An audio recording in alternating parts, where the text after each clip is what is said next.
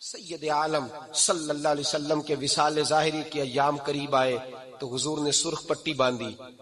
تیز بخار ہے نبی کریم کو. 2 صحابہ سہارا دے کے مسجد میں لائے. نبی پاک علیہ السلام کو بظاہر سہارا دے کے لایا گیا. کریم رسول نے لوگوں کو جمع کیا. حضور آج کیا ہونے والا ہے؟ آج کیا کہا جائے گا؟ آج کس لیے میٹنگ بلائی ہے؟ نبی کریم کے کل صحابہ جب مسجد میں جمع ہوئے تو کھچا کھچ مسجد بھری ہے. وصال ظاہری سے چند یوم پہلے کی بات.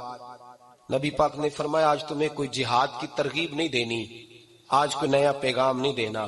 آج تمہیں بتانا ہے کہ رب نے اپنے بندے کو اختیار دیا ہے, چاہے تو دنیا میں رہے, چاہے تو اس کی بارگاہ میں حاضر ہو جائے. اس عبد نے بارگاہ ربوبیت کی طرف لوٹنے کا ارادہ کر لیا ہے. حضرت صدیق اکبر رونے لگے تو صحابہ نے کہا تمہیں کیا ہوا؟ کہنے لگے سمجھ نہیں رہے, کسی کی بات نہیں کر رہے, نبی پاک تو اپنی بات فرما رہے ہیں, اس نے جانے کا ارادہ کر لیا. سنیے میرے بھائی, محبوب پاک نے فرمایا بھائی کسی شخص کو میری طرف سے کوئی تکلیف پہنچی ہو تو بدلہ لے سکتا ہے, بدلہ لے سکتا ہے. کسی کو تکلیف پہنچی ہو. صحابہ پھوٹ کے رونے لگے. محبوبہ کرم ہی کرم ہوا ہے, رحمت ہی رحمت آئی. آپ کے بارے میں گمان کرنے والا بھی دائرہ ایمان سے نکل جائے گا. حضور آپ کیا فرما رہے ہیں؟ فرمایا نہیں بھائی اٹھو. پیچھے سے جناب عکاشہ بن محصن اٹھے, ہاتھ کانپتے ہیں, آگے بڑھے, کہنے لگے یا رسول اللہ, ایک جنگ کے موقع پر آپ نے درہ مارا تھا, ننگی پیٹھ پر صفیں سیدھی کراتے, بات دل میں رہ گئی ہے, میں نے بدلہ لینا ہے. نبی کریم نے فرمایا بلال دوڑ کے جاؤ, فاطمہ کے گھر درہ پڑا ہے, درہ لاؤ. سیدنا بلال حبشی کہتے میں گیا, دستک دی, سیدہ طیبہ طاہرہ حضرت فاطمہ فرمانے لگی بلال کیسے آئے ہو؟ اماں جی وہ درہ چاہیے تھا. سیدہ کو تشویش ہوئی, کہنے لگے بلال نہ تو جنگ پہ جانا ہے, نہ جہاد ہے, نہ کوئی ایسا موقع ہے. حضور کی تو طبیعت مبارک بظاہر بڑی علیل ہے, درہ کیا کریں گے؟ حضرت بلال عرض کرنے لگے اماں جی ایک صحابی بدلہ لینے لگے ہیں. صاحب طبقات نے جملے لکھے ہیں, کہتے ہیں بی بی صاحبہ نے درہ بھی دیا اور امام حسن حسین کو بھی باہر نکالا. فرمانے لگی عکاشہ سے کہنا 100 درے مارے. ان 2 شہزادوں کے جسم پر نبی پاک کے قریب نہ جائے, میں نے 2 بچے پیدا ہی اپنے محبوب پر قربان کرنے کے لیے کیے, ان کو لے جائے. حضرت بلال کہتے میں 2 شہزادے لے کے آیا, اور جب دروازے میں میں لے کے پہنچا تو نبی پاک نے دیکھا تو آنکھوں میں آنسو آ گئے. فرمایا ان کو بٹھا دو, مجھے پتا ہے فاطمہ نے کیا کہہ کے بھیجا ہے. حضرت سیدنا بلال فرماتے درہ میں نے جناب عکاشہ کو دیا. حضرت عکاشہ درہ لے کے آگے جو بڑھے تو حضرت ابوبکر صدیق نے ان کے پیروں پہ ہاتھ رکھا. فرمایا عکاشہ میری طرف آ یا, مجھے مار درے, نبی پاک کے قریب نہ جا. مصطفیٰ کریم نے فرمایا ابوبکر تو ہٹ جا, اسے آنے دے.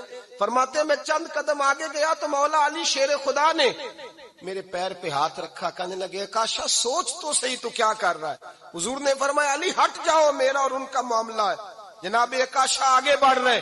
نبی کریم نے فرمایا میں اپنی امت کو درس دینا چاہتا ہوں, خبردار خبردار, زندگی میں تمہارے ہاتھ سے زبان سے کسی کو تکلیف نہ پہنچنے پائے, خبردار.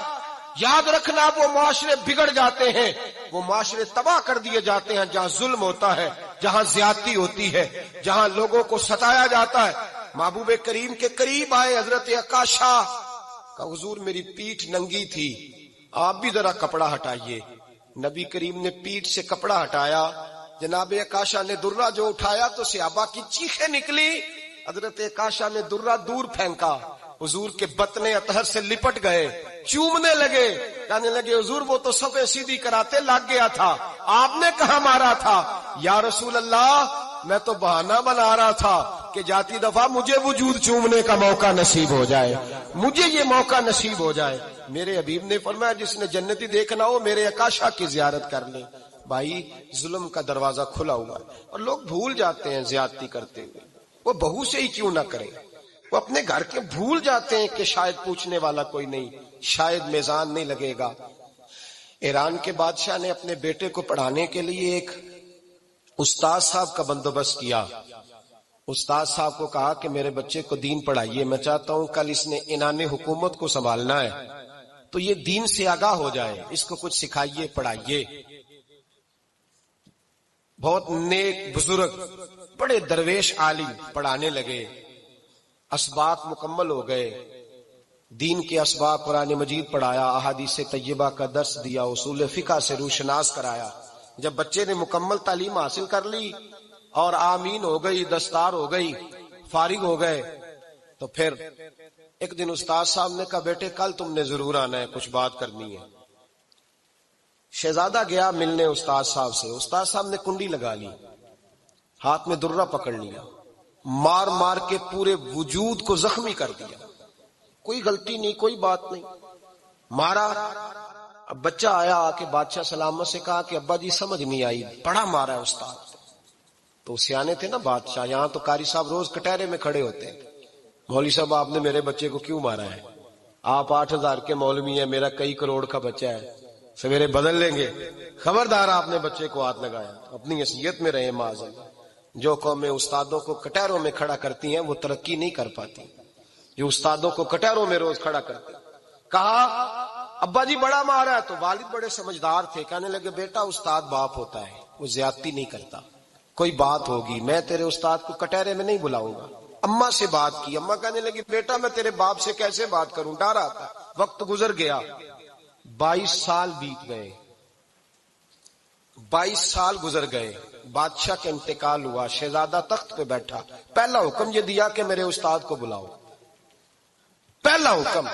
استاد جی بوڑھے ہو گئے تھے، چھڑی کے اوپر ٹیک لگا کے آئے اور بھویں سفید ہو کے جھک گئی تھیں، یوں آنکھ کھول کے بڑی مشکل سے دیکھا، کہنے لگے شہزادے حکم ہو۔ کب میں شہزادہ نہیں، اب میں بادشاہ بن گیا ہوں۔ استاد جی 22 سال بیت گئے، آپ نے مارا تھا، پر وہ درد چونکہ زیادتی کی تھی، میرا قصور کوئی نہیں تھا، تو نہ میری روح سے درد گیا ہے نہ میرے جسم سے گیا ہے، میں بے اختیار تھا، پوچھ نہیں سکتا تھا، آج با اختیار ہوا ہوں۔ سب سے پہلے پہلا حکم آپ کو دیا، بلایا ہے، بتائے کیوں مارا تھا، کیوں مجھے مارا تھا، میری زیادتی بتائے۔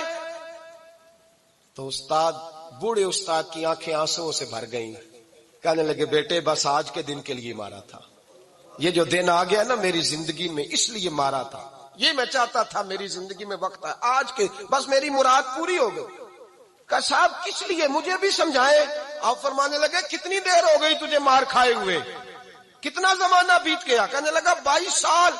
فرمایا زخم بھولے تو نہیں، درد ختم تو نہیں ہوئی، تمہیں بات ایک منٹ کے لیے بھی تمہارے حافظے سے محو تو نہیں ہوئی؟ کہا استاد جی روز رات کو یاد آتی، روز خیال آتا تھا۔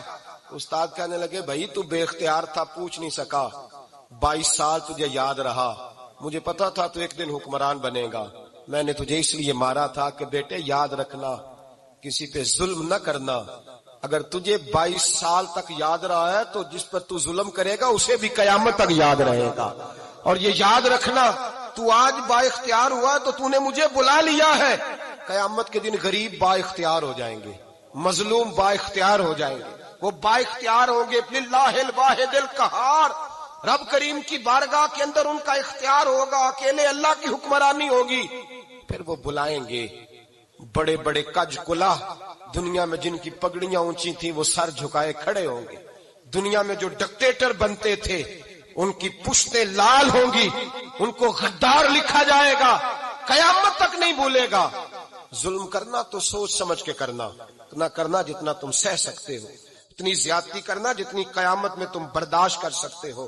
میرے نبی کریم صلی اللہ علیہ وسلم نے فرمایا ظلم سے بچو، یہ قیامت کے اندھیروں میں سے ایک اندھیرا ہوگا، زندگی میں زیادتی نہ کریں، اگر تھوڑی دیر کے لیے کوئی چیز برداشت کر جائیں گے تو وہ فائدہ دے جائے گی، کچھ دیر کے لیے اگر سہ جائیں گے تو نفع مل جائے گا، سہنے کی کوشش کریں لیکن زیادتی نہ کریں، نظر کو، سوچ کو، ذہن کو پاک رکھیں، اور میرے بھائی زندگی پوری ظلم سے بچیں، زیادتی سے بچیں۔ امیر المومنین حضرت جناب سیدنا عمر فاروق رضی اللہ تعالیٰ عنہ رات گھر میں تھے تو رونے لگے، بڑی دیر تک روتے رہے، والدہ اٹھی تو صاحبزادے سے کہنے لگی پتہ کرو تمہارے باپ کو کیا مسئلہ ہے۔ شہزادے آئے، کہنے لگے امیر المومنین والد گرامی کیا ہوا؟ تو حضرت عمر فاروق کہنے لگے بیٹا اپنی اماں کو بلاؤ۔ والدہ آ گئی، کیا بات ہے، کچھ طبیعت خراب ہے تو حکیم کا بندوبست کیا جائے۔ تو حضرت عمر کہنے لگے کچھ بھی نہیں، آج مسجد سے نکلا ہوں تو نبی پاک کے صحابہ میری تعریفیں کر رہے تھے۔ یہ حضرت فاروق اعظم کے وصال کے قریب کے دن ہے، تعریف تو حضرت یہ رونے کی بات ہے کہ خوش ہونے کی؟ آپ فرمانے لگے نہیں، سوچتا ہوں باہر تو میں اچھا رہا ہوں، پتہ نہیں گھر میں ہی کوئی زیادتی نہ ہو گئی ہو، پتہ نہیں تمہارے ساتھ بھی میرے معاملات ٹھیک تھے کہ نہیں، صحابہ تو تعریف کرتے ہیں، رو رہا ہوں تمہاری وجہ سے نہ الجھ جاؤں، بیوی ہی نہ کہے میرا حق ہی ادا نہیں کیا۔ یہ لفظ کہتے کہتے پہاڑ ہے یہ شخص، کیسر و کسرا کامتے ہیں۔ حضرت عمر رو پڑے، بی بی سے کہنے لگے مجھے اللہ کی رضا کے لیے معاف نہیں کر دیتی؟ میرے اوپر بوجھ تھا امت کا، میں ساری رات مدینے کی گلیوں میں پھرتا تھا، دن سارا مسجد میں گزرتا تھا، میں تجھے وقت نہیں دے پایا، معاف نہیں کر دیتی؟ تو زوجہ کہنے لگی نہیں عمر، میں نے بھی زندگی میں اپنا کوئی سکھ چین نہیں دیکھا، کوئی چاؤ پورا نہیں کیا، میں کیسے معاف کر دوں، میں نہیں معاف کرتی۔ حضرت عمر زمین پہ بیٹھ گئے، رونے لگے، کہنے لگے چل معاف کر دے۔ کہنے لگی ایک وعدہ کرو، قیامت کے دن رب کریم کی بارگاہ میں میری سفارش کرو گے؟ اللہ کی بارگاہ میں عرض کرو گے کہ اللہ اچھی تھی، مجھے کپڑے دھو کے دیتی تھی، روٹی پکا کے دیتی تھی، میری عزت کی محافظ تھی؟ جناب عمر کہنے لگے تیرے ساتھ وعدہ ہے، رب اپنے فضل سے عمر کو جنت دے گا تو عمر تجھے جنت میں ساتھ لے کر کے جائے گا، تیرے ساتھ وعدہ ہے۔ میرے بھائی جن کے دلوں میں احساس تھا کہ ہم سے کوئی زیادتی نہ ہو جائے کسی جگہ، وہ تو یہاں تک معاملہ کرتے تھے، یہاں تک ان کا خیال رہتا تھا۔ عزیزو، ایک تو نظر میں حیا پیدا کریں، والدین کی بہت بڑی ذمہ داری ہے۔ لاکھوں بچے مرضی کی شادیاں کر رہے ہیں، ہزاروں گھر اجڑ رہے ہیں، یہ وہ والا زہر ہے جو ہر گھر میں تیزی سے پھیلتا چلا جا رہا ہے۔ پہلے ہم کہتے تھے کہ بچہ باہر نہ نکلے، اب کہتے ہیں اللہ کہیں موبائل لے کے تنہا نہ بیٹھ جائے، کہیں تنہا نہ بیٹھ جائے، کیا بنے گا اس کا اگر یہ گندگی اور یہ ایسا نشہ ہے جو اجاڑ کے رکھ دیتا ہے انسان کی توانائیوں کو۔ ایک تو ذہن کو، طبیعت کو پاک رکھیں، دوسرا زیادتی کبھی نہ کریں۔